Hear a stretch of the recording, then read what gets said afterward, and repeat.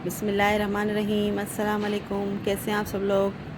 उम्मीद है आप सब लोग ठीक होंगे, खैरियत से होंगे। अल्लाह पाक आप सबको सेहत सलामती अता करे।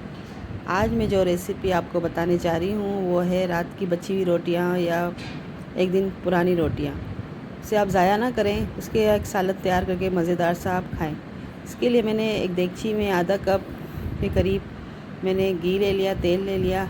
उसमें 1 चम्मच ज़ीरा ऐड कर दिया और ज़ीरे को थोड़ा सा हम भूनेंगे। फिर एक दरमियानी साइज़ की प्याज थी वो मैंने इसमें ऐड कर दी है। लाइट ब्राउन करेंगे,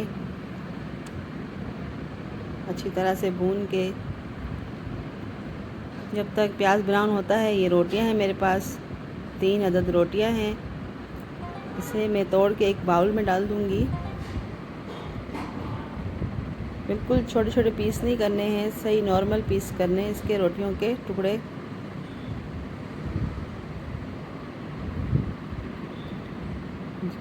एक गिलास पानी डाल के इसे गीला होने के लिए भिगो के रख दूंगी 5-10 मिनट के लिए, बस ज़्यादा नहीं।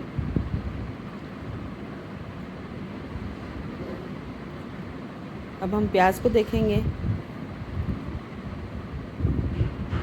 हल्का सा सुनहरी जैसा होने लगेगा, लाइट ब्राउन।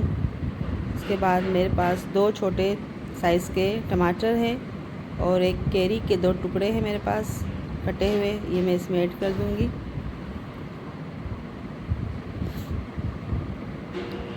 आधी छोटी चम्मच या आधी टीस्पून लाल मिर्च मैं इसमें ऐड करूंगी और हल्दी भी आधी टीस्पून।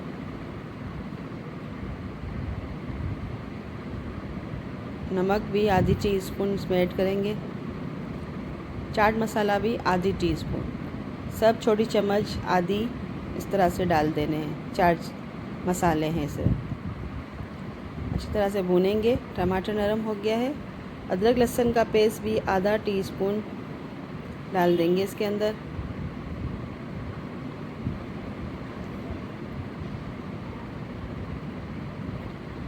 हरी मिर्चें हैं 4-5 साबित, वो ऐड कर देंगे। अब रोटियां गीली हो चुकी हैं, पानी निकाल के वो भी इसमें ऐड कर देंगे। पानी नहीं डालना है, पानी हटा देना है।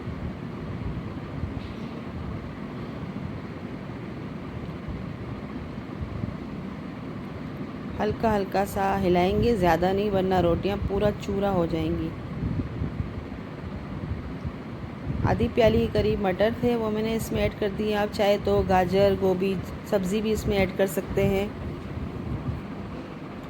अगर आपके पास घर में कुछ खाने को ना हो, एक रोटी हो, सालन ना हो, तो फिर आप परेशान ना हो, इस तरह से रोटी का सालन बना के भी आप खा सकते हैं। माशाल्लाह बहुत अच्छा और टेस्टी होता है।